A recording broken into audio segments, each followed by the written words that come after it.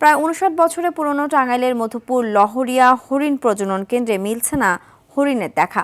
Ticket কেটে হরিণ দেখতে আসা পর্যটকরা ফিরছেন হতাশা নিয়ে। স্থানীয়দের অভিযোগ, বন বিভাগের অসাধু কর্মকর্তা কর্মচারীদের যোগ সাজশে পাচার হচ্ছে প্রজনন কেন্দ্রের হরিণ। তবে এ বিষয়ে কথা বলতে রাজি হননি প্রজনন কেন্দ্রের দায়িত্বে থাকা বিট কর্মকর্তা শঙ্কর বীর। টাঙ্গাইল প্রতিনিধি কামাল হোসেনের পাঠানো প্রতিবেদনে বিস্তারিত জানাচ্ছেন সাকিব আল হাসান।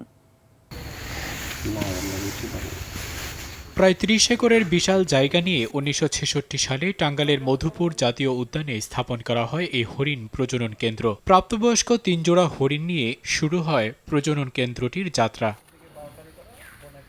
প্রাণী বিশেষজ্ঞদের মতে গর্ভধারণের ৬ মাসের মধ্যে বাচ্চা প্রসব করে একটি মা হরিণ। প্রাপ্তবয়স্ক একটি মেয়ে হরিণ জীবদ্দশায় বাচ্চা প্রসব করতে পারে অন্তত ২২টি।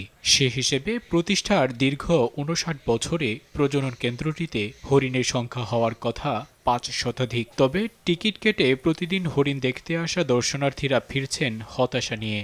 ভিতরে গিয়েছিলাম, ভিতরে যাওয়ার পরে ময়ূর দেখতে পেয়েছি, কিন্তু খুব দূরে থেকে। তাদেরকে অনেক সিকিউরিটি দিয়ে রাখা হয়েছে, এমনকি দুটি বাউন্ডারির পর থেকে আমাদেরকে দেখতে হয়েছে, ভিতরে আমরা যেতে পারি নাই।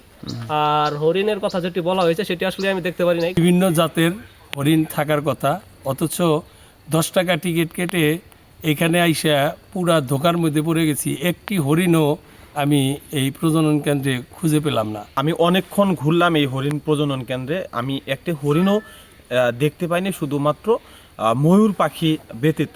দীর্ঘ ৫-৭ বার আমি এখানে আসছি, কিন্তু আমি একবার হরিণ পাই নাই। পাচারের অভিযোগ অস্বীকার করলেও এ বিষয়ে ক্যামেরার সামনে কথা বলতে রাজি হননি প্রজনন কেন্দ্রের দায়িত্বে থাকা এই বিট কর্মকর্তা। আমি তো বললাম যে আমাদের দেওয়ার মতো একটা নাই, এখন আমরা যদি পেছান তাহলে আমি কি সরিয়ে বলছি আপনাদের, তারা দেয় আমাদের।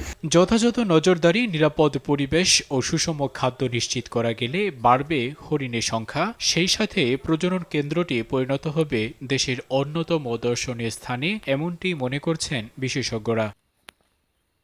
সাকিব আল হাসান, RTV।